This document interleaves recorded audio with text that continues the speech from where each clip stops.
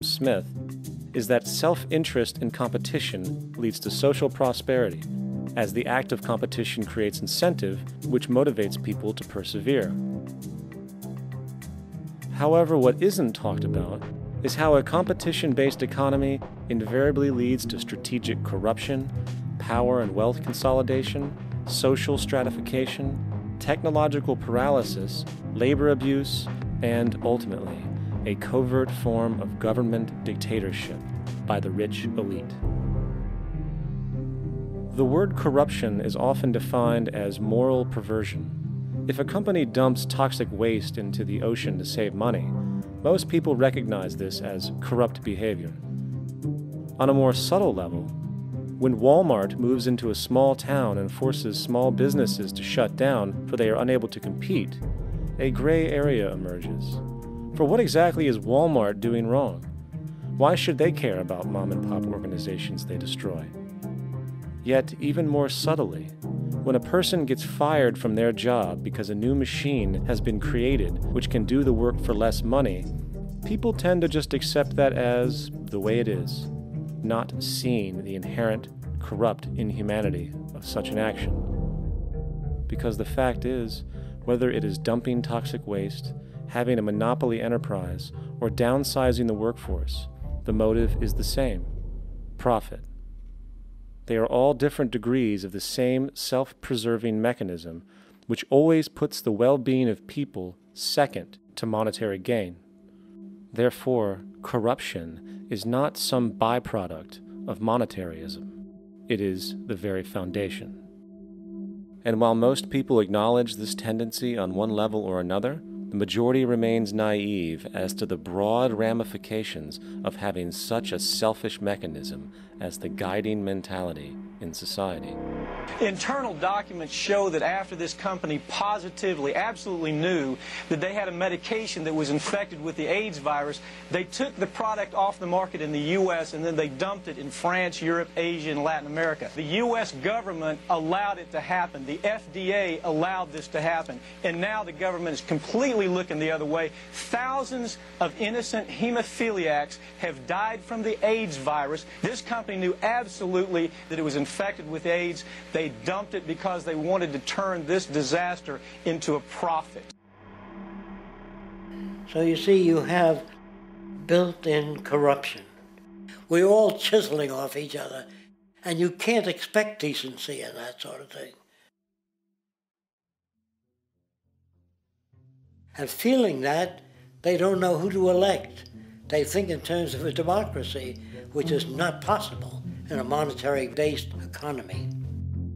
If you have more money to advertise your position, the position you desire in government, that isn't a democracy. It serves those in positions of differential advantage. So it's always a dictatorship of the elitists, the financially wealthy.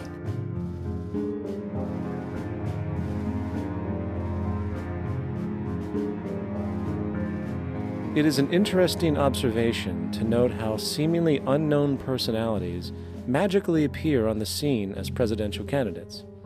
Then, before you know it, somehow you are left to choose from a small group of extremely wealthy people who suspiciously have the same broad social view. Obviously, it's a joke.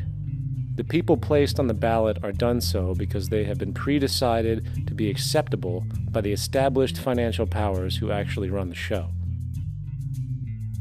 Yet, many who understand this illusion of democracy often think, if only we could just get our honest, ethical politicians in power, then we would be okay. Well, while this idea, of course, seems reasonable in our established-oriented worldview, it is, unfortunately, another fallacy. For when it really comes down to what is actually important, the institution of politics, and thus politicians themselves, have absolutely no true relevance as to what makes our world and society function. It's not politicians that can solve problems. They have no technical capabilities. They don't know how to solve problems. Even if they were sincere, they don't know how to solve problems. It's the technicians that produce the desalination plants. It's the technicians that give you electricity, that give you motor vehicles, that heat your house and cool it in the summertime. It's technology that solves problems, not politics. Politics cannot solve problems because they're not trained to do so. Very few people today stop and consider what it is that actually improves their lives. Is it money? Obviously not. One cannot eat money or stuff money into their car to get it to run. Is it politics? All politicians can do is create laws, establish budgets, and declare war. Is it religion? Of course not. Religion creates nothing except intangible emotional solace for those who require it. The true gift that we as human beings have, which has been solely responsible for everything that has improved our lives, is technology. What is technology? Technology is a pencil which allows one to solidify ideas on paper for communication. Technology is an automobile which allows one to travel faster than feet would allow. Technology is a pair of eyeglasses which enables sight for those who need it.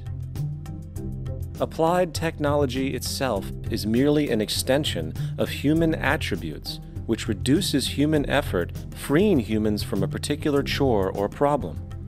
Imagine what your life would be like today without a telephone, or an oven, or a computer, or an airplane. Everything in your home which you take for granted, from a doorbell to a table to a dishwasher, is technology generated from the creative, scientific ingenuity of human technicians, not money, politics, or religion.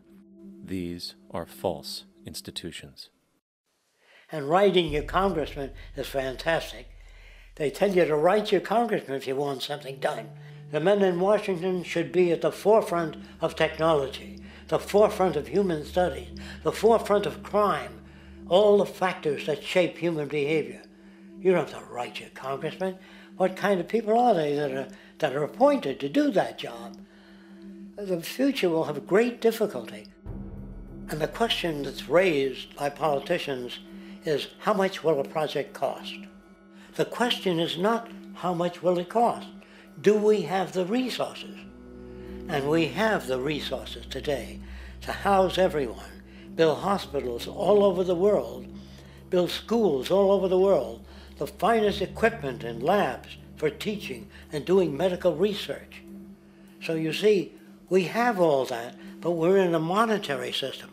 And in a monetary system, there's profit. And what is the fundamental mechanism that drives the profit system besides self-interest? What is it exactly that maintains that competitive edge at its core? Is it high efficiency and sustainability? No, that isn't part of their design. Nothing produced in our profit-based society is even remotely sustainable or efficient. If it was, there wouldn't be a multi-million-dollar-a-year service industry for automobiles, nor would the average lifespan for most electronics be less than 3 months before they're obsolete. Is it abundance? Absolutely not. Abundance, as based on the laws of supply and demand, is actually a negative thing. If a diamond company finds 10 times the usual amount of diamonds during their mining, it means the supply of diamonds has increased, which means the cost and profit per diamond drops. The fact is, efficiency, sustainability, and abundance are enemies of profit. To put it into a word, it is the mechanism of scarcity that increases profits. What is scarcity? Based on keeping products valuable. Slowing up production on oil raises the price. Maintaining scarcity of diamonds keeps the price high. They burn diamonds at the Kimberley diamond mines. They're made of carbon. That keeps the price up. So then, what does it mean for society when scarcity, either produced naturally or through manipulation, is a beneficial condition for industry? It means that sustainability and abundance will never ever occur in a profit system, for it simply goes against the very nature of the structure. Therefore, it is impossible to have a world without war or poverty. It is impossible to continually advance technology to its most efficient and productive states. And, most dramatically, it is impossible to expect human beings to behave in truly ethical or decent ways.